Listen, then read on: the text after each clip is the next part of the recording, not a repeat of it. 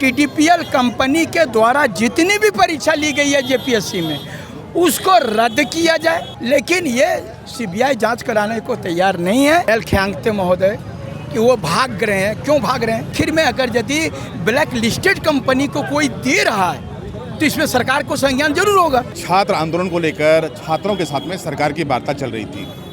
2 दिनों से लगातार वार्ताओं का दौर चलता रहा।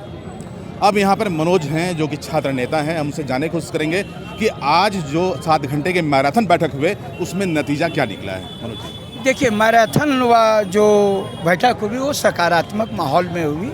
हम बहुत पॉजिटिव थे, दोनों तरफ से जो मंत्रीगण थे वो हाईली पॉजिटिव थे, लेकिन कुछ चीज़ों पर बातें अटक गई, वो दूसरी बात है। लेकिन हार्मोनिक हम लोगों का बैठक हुई जिसमें कि डिसीजन में ये कहा गया कि मंत्री लोग जो दल था कमेटी, उन्होंने 14वीं जेपीएससी को रद्द करना और दोनों बैकलॉग पर जेपीएससी को रद्द करने की बात को मान गए। आपके 3 प्रमुख मांग क्या थे?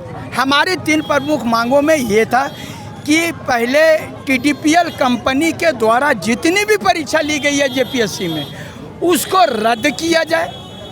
दूसरा कि अभय तिवारी जिन जिन परीक्षाओं में जेएसएससी में जो शामिल है उस परीक्षा को रद्द किया जाए और सीबीआई जांच कराई जाए, लेकिन ये सीबीआई जांच कराने को तैयार नहीं है और सीजीएल को रद्द करने के लिए भी तैयार नहीं है।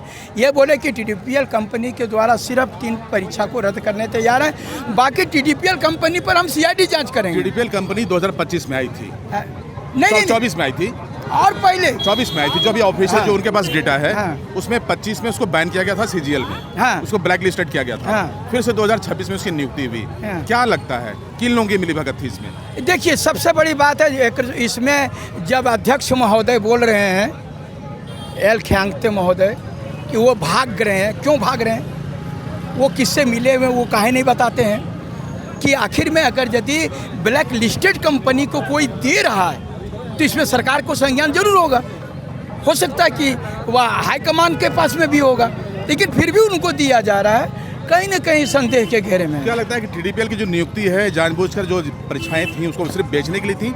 एकदम पूरी तरह से बता रहा हूँ, एक भी टीडीपीएल कंपनी ने फेयर परीक्षा नहीं किया है।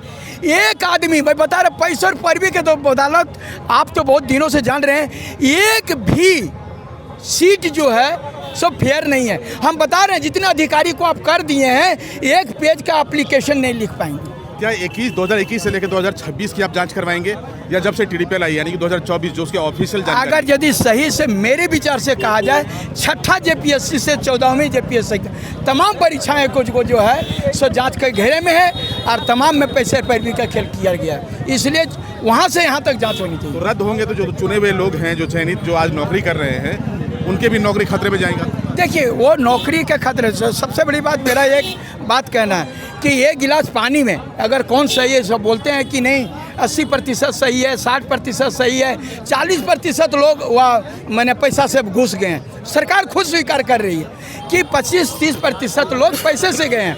हमारा कहना है अगर 25-30 गए हैं, एक गिलास वह पानी में अगर 2-3 बूंद अगर जहर गिर गया हो तो आप बताइए जहर कैसे अलग करिएगा और कैसे पानी अलग करिएगा? लास्ट में आपको पूरा पानी फेंकना होगा। अगर आप साफ चाह रहे हैं तो पूरा पानी फेंकिए। कुल मिलाकर जेपीएससी 14वीं जो बैकलॉग है 3 परीक्षाओं का रद्द होगा, 11 से लेके 13वीं तक। ये नहीं, सिर्फ 14वीं जेपीएससी वो रद्द करना चाह रहे हैं। आप क्या चाहते हैं? हम चाहते हैं कि तमाम टीडीपीएल कंपनी के द्वारा जितनी परीक्षाएं वो सभी रद्द होनी चाहिए। तो टीडीपीएल कंपनी की जो इन्फॉर्मेशन है जेपीएससी और जेएसएल में, उसमें बहुत कुछ छिपाया गया है, उसकी जांच नहीं करवाएंगे? वही इसीलिए तो बोल रहे हैं, पहले टीडीपीएल कंपनी के द्वारा जितनी परीक्षा रद्द होगी उसके बाद खुद ही जाँच होगी, सब पता चलेगा। दूध का दूध, पानी का पानी फैसला। तो कल क्या कुछ करने जा रहे हैं आप? कल विधानसभा का घेराव है और तमाम राज्य के लोग वहाँ पर पहुँचेंगे और जैसा होगा बताएंगे।